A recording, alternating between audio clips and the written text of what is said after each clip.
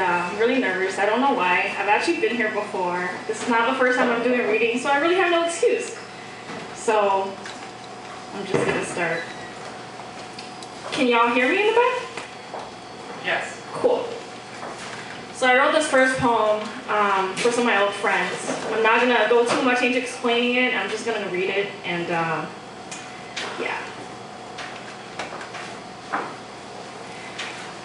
Those summer days, those bright, light summer days, those days of glassy, bloodshot eyes darting nervously, laughing across the dead white light in the last bus home from the karaoke bar we liked to our parents about weekly.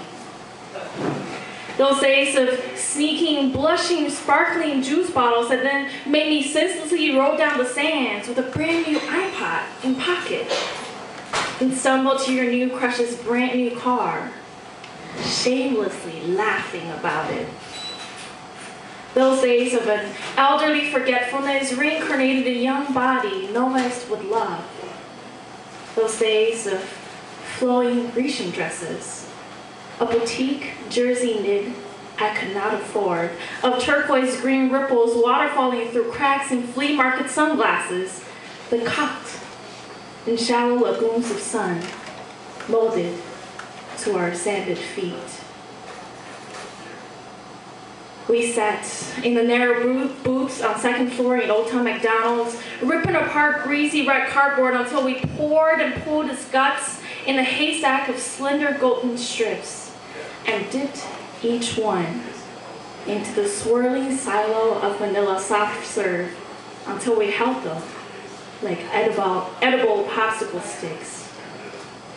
We traded stories, some long, with lymph folds bending in unpredictable shapes, some short, like the ones we popped into our mouths without thinking.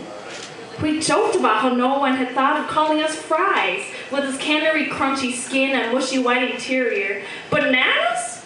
Psh, those things bruise way too easy and rot way too fast. We're tougher than that.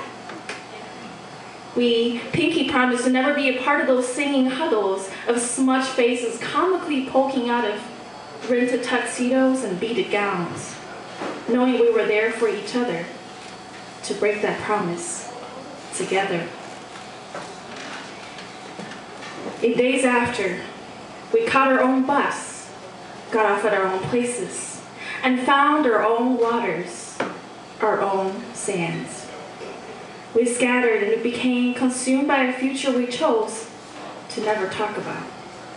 Sometimes in small, slow nibbles, in between sweet creaminess that cooled our tongue.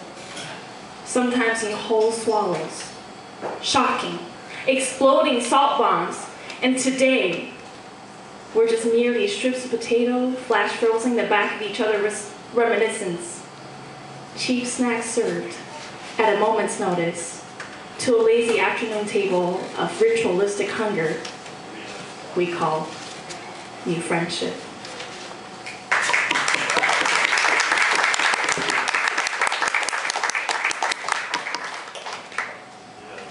That was, I've had to move a lot during my life, mostly not because of my choice, but because of where life takes me. So sometimes I move way too fast to adapt to where I am now. And sometimes forgetfulness becomes a survival strategy for some of us who are so used to moving like that. So it was just one of those nights that I was sitting down and I really thought about that. And the memories kind of just kill you when they come back, when you somehow forget to be forgetful. And that was dedicated to my friends who definitely made a difference in my life, but were somehow left behind because I felt like I had to do that in order to survive.